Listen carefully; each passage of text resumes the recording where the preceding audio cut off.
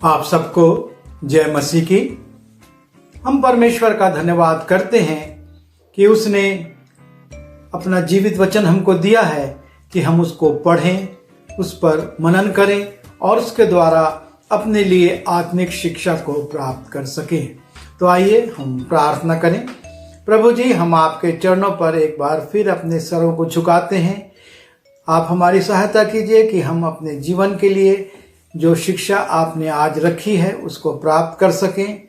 मुझको बोलने के लिए शक्ति दीजिए, पवित्र आत्मा का अभिषेक दीजिए और प्रिय लोगों को जो सुनते हैं उनको पवित्र आत्मा से परिपूर्ण कीजिए कि वो पवित्र आत्मा में होकर आपके वचन को ग्रहण कर सकें और हम सब प्रभु जी उस पर चलें और आपकी महिमा करें। विनती यीशु के नाम से मांगता हूँ, आमीन। होशे की पुस्तक उसके 10वें अध्याय के 12वें पद में लिखा है, अपने लिए धर्म का बीज बो, तब करुणा के अनुसार खेत काटने पाओगे। अपनी पड़ती भूमि को जोतो, देखो अभी यहोवा के पीछे हो लेने का समय है कि वो आए और तुम्हारे ऊपर उद्धार बरसाए।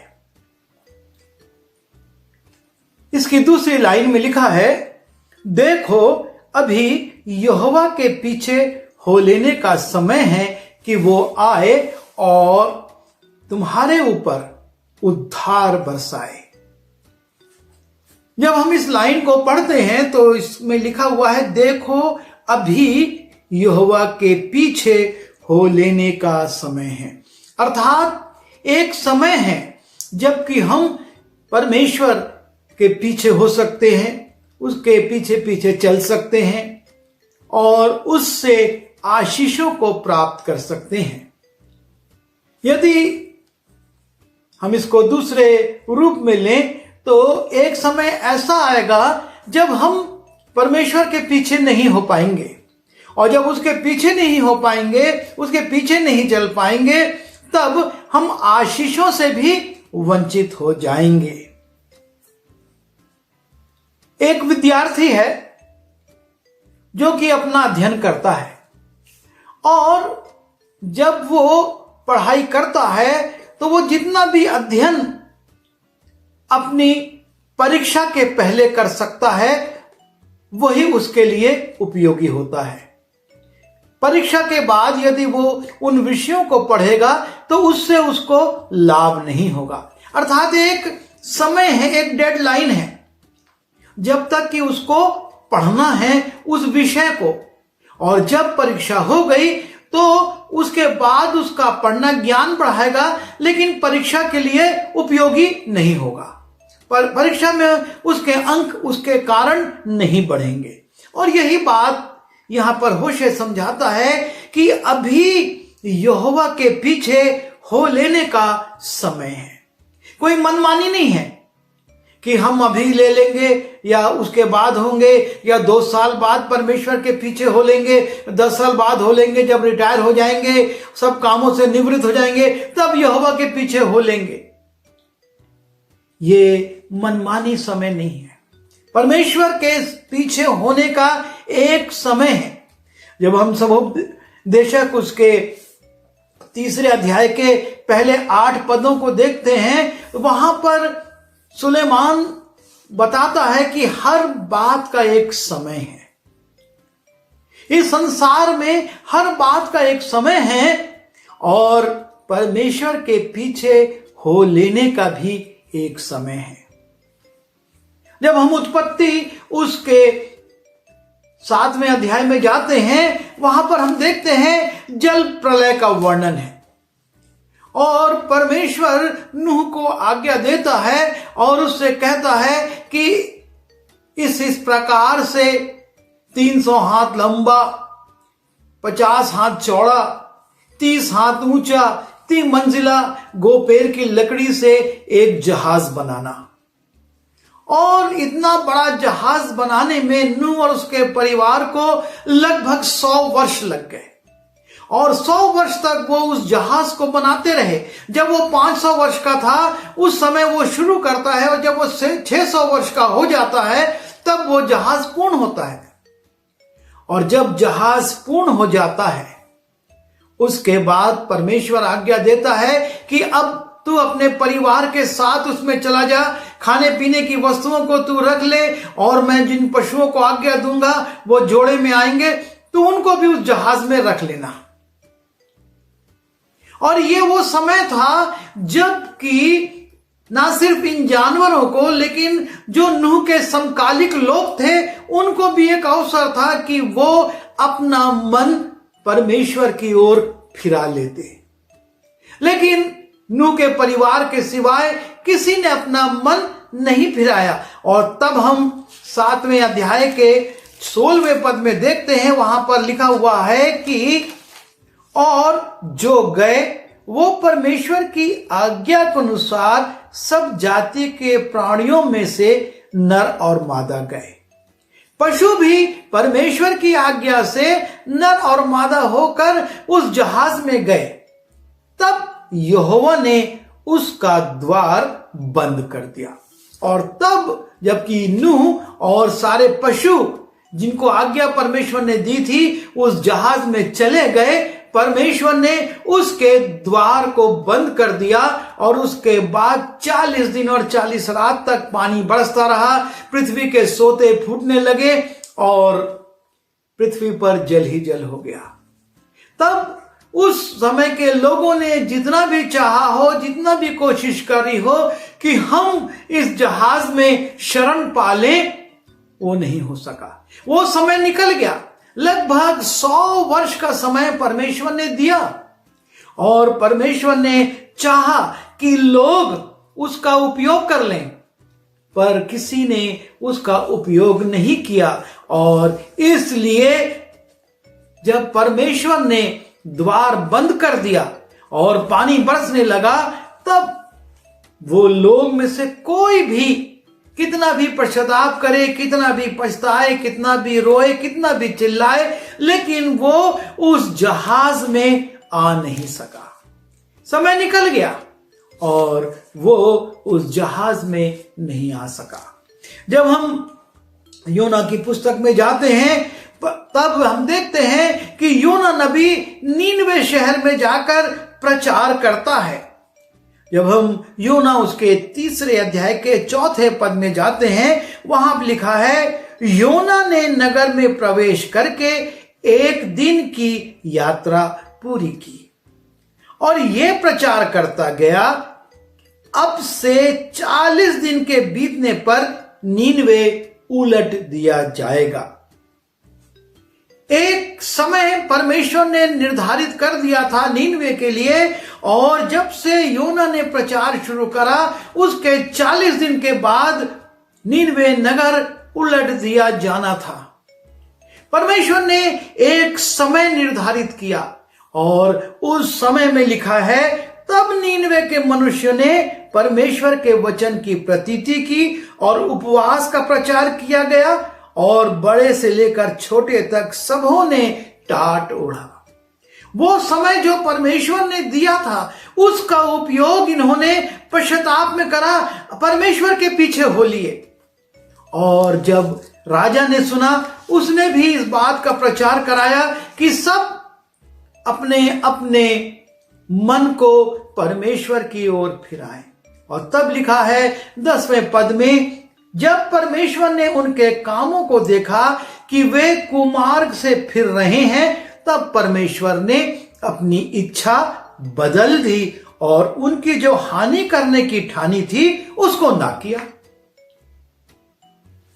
समय परमेश्वर ने निर्धारित किया और उस समय में नीनवे के लोगों ने अपने कुमार्ग को छोड़कर परमेश्वर के पीछे हो लिए। जैसे होशे कहता है कि देखो अभी यहोवा के पीछे हो लेने का समय है। नीनवे के लोगों ने तुरंत एक्शन लिया, तुरंत अपने पापों को माना और पश्चाताप के साथ परमेश्वर के पीछे हो लिए। और उसका परिणाम यह हुआ कि परमेश्वर ने अपनी योजना को बदल दिया। यह है जब हम समय रहते परमेश्वर के पीछे हो लेते हैं। हमारा परमेश्वर एक समय हमको देता है और वो चाहता है कि उस समय को, बहुमूल्यता को हम पहचाने और उस समय में परमेश्वर के पीछे हो लें, ताकि वो हमको आशीषित करे, हम पर उद्धार बरसाए। हम जब उत्पत्ति उसके 19वें अध्याय में जाते हैं और 14 पद से 17 पद को देखते हैं, वहां पर हम सदोम और अमोरा का दृश्य देखते हैं कि परमेश्वर के दूत आते हैं और बताते हैं लूत को, अपने परिवार को तू जिसको चाहता है उसको निकाल ले, क्योंकि सूर्य उदय के बाद यहां पर आग बरसेगी, गंधक बरसेगी और पूरा नगर जल जाएगा। लिखा है लूत ने उनकी बात मानी और निकलकर, जब हम उत्पत्ति उसके 19वें अध्याय के 14वें पद को देखते हैं, तब लूत ने निकलकर अपने दामादों को, जिनके साथ उसकी बेटियों की सगाई हो गई थी, समझाकर कहा, उठो, इस स्थान से निकल चलो, क्योंकि यहोवा इस नगर को नाश किया चाहता है। पर वो अपने दामादों की दृष्टि में ठट्ठा करने हारा सा जान पड़ा। लूत बता रहा है कि परमेश्वर इस नगर को नष्ट करने वाला है और अपने दामादों से कहता है तुम हमारे साथ निकल चलो, लेकिन वो उस समय का उपयोग नहीं करते। परमेश्वर ने एक समय निर्धारित किया था, सूर्य उदय के पहले तक जीवन है और सूर्य उदय के बाद उस नगर में मृत्यु है। जिसको बचना है वो सूर्य उदय के पहले उस नगर से निकल ले, वरना सूर्य उदय होगा, आग और गंधक बरसेगी और वो पूरा नगर नाश हो जाएगा। जिस समय लूत और उसकी पत्नी और दोनों बेटियां नगर से बाहर निकलकर भाग रहे थे और गंधक और आग गिरने लगी, बहुत से लोगों ने देखा होगा, अरे देखो लूत भागकर जा रहा है, उसकी बेटियां जा रही हैं। उन्होंने तब सोचा होगा हम भी निकल लेते हैं, लेकिन घर के बाहर, सड़कों पर, घर के ऊपर आग और गंधक थी। कहां से निकले, किधर से जाएं? नगर के बाहर जीवन है, नगर के अंदर मृत्यु है, लेकिन अब नगर के बाहर उस जीवन के लिए समय नहीं रहा। लोग देख रहे होंगे, अरे नगर के बाहर कुछ भी नहीं है, लेकिन हम नगर से निकले कैसे? यहां तो सड़कों पर, गलियों पर, घरों के ऊपर सब तरफ आग और गंधक है, और देखते ही देखते वो चले गए होंगे, जल गए होंगे। समय था, सूर्य उदय के पहले तक समय था, सिर्फ सूर्य उदय तक ही समय था, और जैसे ही सूर्य उदय हुआ उस नगर पर मृत्यु आ गई, उस नगर पर आग आ गई। जब हम नए नियम में आते हैं, हम देखते हैं मत्ती रचित सुसमाचार उसके 25वें अध्याय में कि उन कुंवारी स्त्रियों के पास समय था, दूल्हा नहीं आया था और वो पर्याप्त तैयारियां कर सकती थी। वो चाहे जितना तेल खरीद सकती थी, जितना अच्छा अपना मेकअप करना चाहती थी, तैयार हो सकती थी, सब बात का समय था। पर जैसे ही दूल्हा आया और दूल्हे ने उस घर में प्रवेश किया, जितने तैयार थे, जिनकी मशालें जल रही थी, वो अंदर हो गए और बाकी द्वार बंद होने पर बाहर रह गए।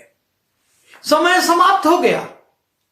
अब वो कितना भी चीखें, कितना भी चिल्लाएं, कितना भी वो अच्छा तैयार होकर आई हो, लेकिन सब बेकार हो गया, क्योंकि समय निकल गया। दूल्हा आ गया और घर में चला गया, द्वार बंद हो गया। जब तक द्वार बंद नहीं था, इनके पास समय था, अवसर था, लेकिन जैसे ही दूल्हे ने अंदर प्रवेश किया, द्वार उसके साथ गए हुए लोगों को अंदर लेने के बाद बंद हो गया, सब रुक गया। अब अंदर जाना संभव नहीं है। अब उनके पास अवसर नहीं है। वो कितने भी अच्छे हों, कितने भी उनके पास तेज जल रही मशालें हों, पर अंदर से आवाज आएगी, मैं तुम्हें नहीं जानता। क्यों नहीं जानता? क्योंकि तुम समय पर नहीं आए। यदि समय पर दूल्हे के साथ तुमने प्रवेश कर लिया होता तो मैं तुमको जानता, लेकिन अब प्रवेश करने का समय निकल गया है। जब हम लूका रचित सुसमाचार उसके 19वें अध्याय के पहले 10 पदों को देखते हैं, वहां पर जक्कई का वर्णन है। यीशु मसीह यरीहो में आ रहे हैं, एक मार्ग विशेष से वो चले जा रहे हैं और जक्कई के पास एक समय है यीशु मसीह को देखने का। अभी जब वो उस मार्ग से जा रहे हैं, सामने के पेड़ पर चढ़कर वो यीशु मसीह को देख सकता है और वो आगे दौड़ जाता है और उस गूलर के पेड़ पर चढ़ जाता है और तब यीशु मसीह उसके नीचे से गुजरते हैं, वहां रुकते हैं और कहते हैं, जक्कई झट उतर आ, क्योंकि मुझे आज तेरे घर में रहना अवश्य है। यदि यीशु मसीह के गुजरने के बाद जक्कई उस पेड़ पर चढ़ता तो उसे क्या लाभ होता? एक समय था, यीशु मसीह गुजर रहे हैं और उसके पहले तू जाकर पेड़ पर से, क्योंकि गिड्ढा है, देख नहीं, उसको देखने के लिए तुझको ऊंचाई चाहिए और सामने पेड़ है, उस पर से उसको देख ले। उसके बाद अवसर चला जाता। लेकिन जक्कई ने उस मौके का फायदा उठा लिया। वो दौड़ गया, वो तेजी से आगे बढ़ गया। हाँ, ये यीशु मसीह जा रहे हैं, यहां से मैं नहीं देख पा रहा हूं, मैं आगे जाऊंगा और पेड़ पर चढ़ूंगा। और वो समय उसके लिए उद्धार लाने वाला बन गया, क्योंकि यीशु ने कहा, मैं तेरे घर में रहूंगा। और जब वो घर में पहुंचा और जक्कई ने अपनी संपत्ति और अपने पैसों के बारे में कहा कि जिसका मैंने अन्याय करके ले लिया उसको 4 गुना लौटाता हूं और जो शेष संपत्ति उसका आधा गरीबों में बांटता हूं, यीशु ने कहा, आज इस घर में उद्धार आया है। एक मौका था, थोड़ा सा समय था जक्कई के पास कि वो आगे बढ़कर देख ले। जब हम मरकुस रचित सुसमाचार उसके 10वें अध्याय के 46वें पद से 52वें पद में जाते हैं, वहां पर बर्तिमाई का उल्लेख है।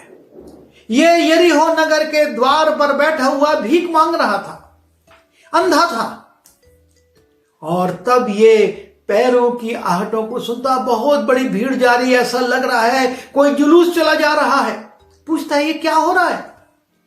उत्तर मिलता है, यीशु मसीह जा रहे हैं। और तब बर्तिमाई आवाज देना शुरू करता है, हे दाऊद की संतान, हे दाऊद की संतान, मुझ पर दया कर। लोग रोकते, अरे तू क्या चिल्ला रहा है? वो जा रहा है, इतना दूर है और तू यहां बैठे बैठे चिल्ला रहा है। लेकिन बर्तिमाई चुप नहीं होता, क्योंकि उसको मालूम है कि यही समय है। यदि मैंने अभी नहीं चिल्लाया और अभी यदि यीशु मसीह को नहीं पुकारा तो यीशु मसीह यरीहो से चले जाएंगे और उसके बाद वो कब आएंगे, कहां मिलेंगे, मैं नहीं जानता। और इसलिए यही समय है जब मैं उसको पुकार लूं और जैसे दूसरों के लिए सुनता हूं कि उन्होंने आशीष पाई, मैं भी आशीष पालूं। होशे यही कहता है, देखो अभी यहोवा के पीछे हो लेने का समय है और उद्धार तुम पर बरस जाए। ये वो समय है जब तुम उसके पीछे हो लोगे। बर्तिमाई चिल्लाता है,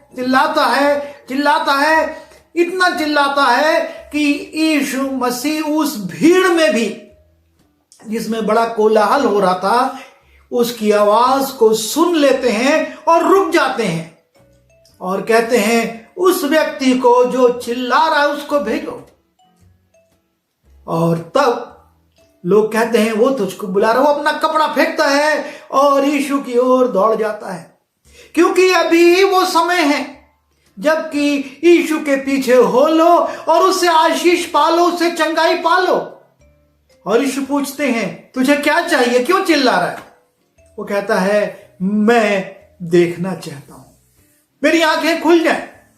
यीशु मसीह कहते हैं क्या तुझे विश्वास है? वो बोलता हाँ है। और यीशु मसीह कहते हैं तेरे विश्वास के अनुसार हो, और उसकी आंखें खुल जाती हैं और वो अपना वो कपड़ा, अपना वो कटोरा, ये सब छोड़कर, लिखा है, यीशु मसीह के पीछे हो लेता है, क्योंकि यही वो समय है जब यीशु के पीछे हो लो। और बरतिमाई यीशु से आशीष पा लेता है, क्योंकि उसने उस समय का सही उपयोग कर लिया। समय की बहुमूल्यता को समझ गया था वो कि इसके बाद मुझको नहीं पता कब यीशु मसीह आएंगे और मुझको मौका मिलेगा। जब हम यीशु के क्रूसारोहण में जाते हैं, लूका रचित सुसमाचार उसके 23वें अध्याय के 39वें से 43वें पद को देखते हैं, वहां पर 2 डाकुओं का उल्लेख है जो यीशु मसीह के दाहिने बाएं लटकाए गए थे। और ये वो समय था जब वो यीशु से बात कर सकते थे। इसके पहले उनकी यीशु से मुलाकात नहीं हुई थी, पर क्रूस पर लटके हुए उनके पास मौका था।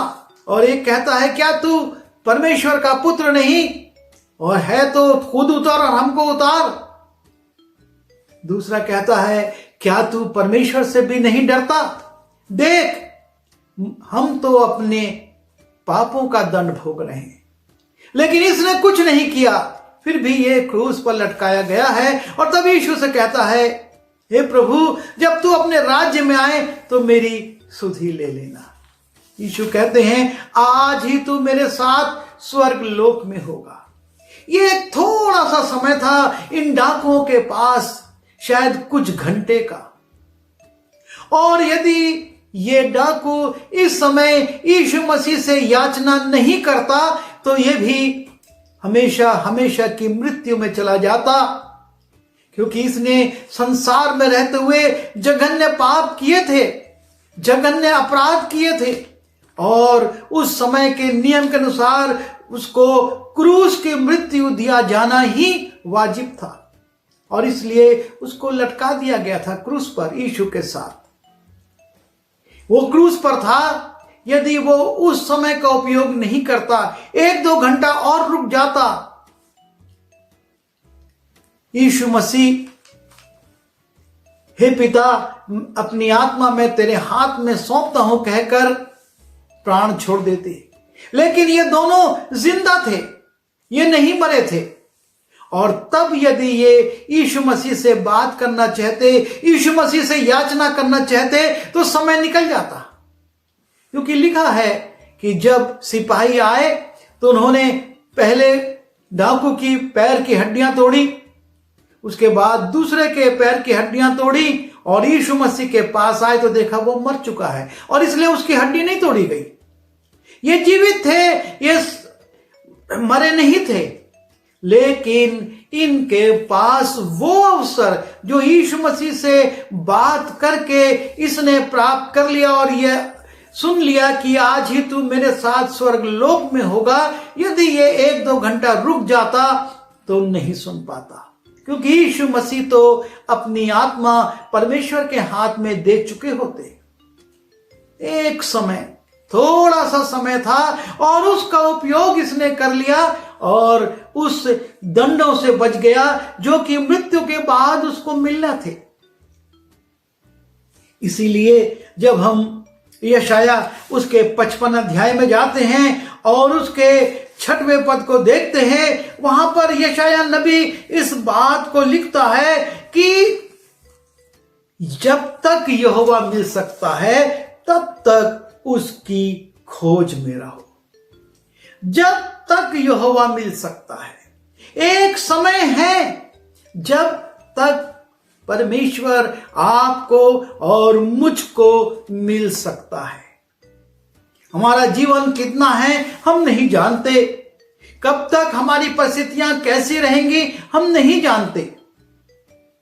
कितने लोग कोमा में चले जाते हैं और महीनों और वर्षों जीवित रहते हैं, लेकिन उस कोमा में उनको परमेश्वर से अपने संबंध ठीक करने का अवसर नहीं मिलता।